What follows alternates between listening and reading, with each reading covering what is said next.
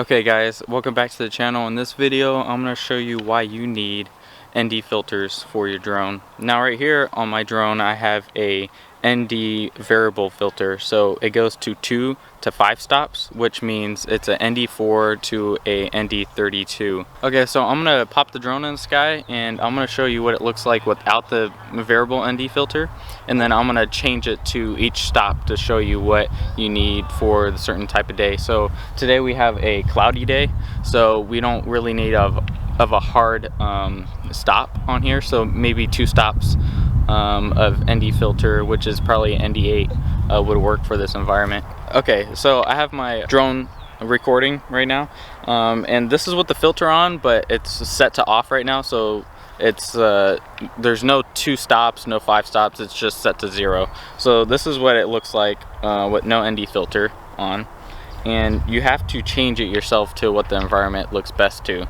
So I'm going to change it to 2 stops and show you what it looks like on the screen. Okay, and that's 2 stops right there. So you can kind of see on the screen that more of the clouds are showing in, and there's not that much of the whiteness. So you can see a little clouds and you can see a little blue. So that looks already good for the video. Now if you go over here to your settings, you can try to get the overexposure warning and see if it's too high still. So right there is the overexposure warning. You have to go over here to your settings, and then there's overexposure, so you turn that on. So you can see mostly it's the clouds that's overexposed.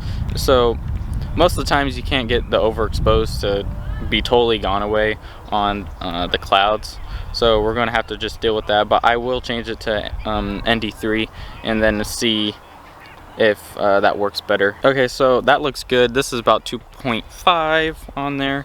Let me show you what it looks like with the overexposure on.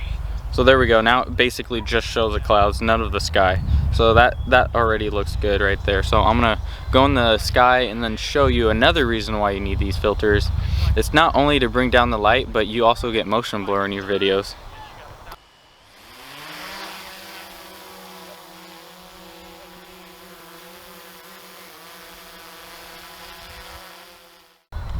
Okay, as you can see, I have the tree in focus. I'm going to go around the tree, and then later I'm going to do a freeze frame and show you what the motion blur looks like.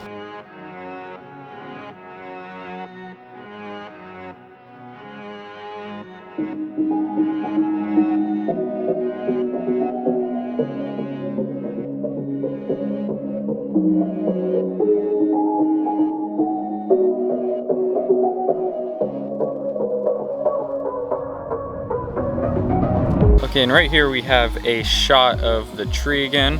I'm going to start recording right here. Now I'm going to show you another reason why you need these filters.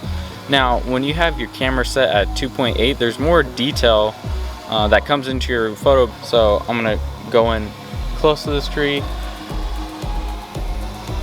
and back out.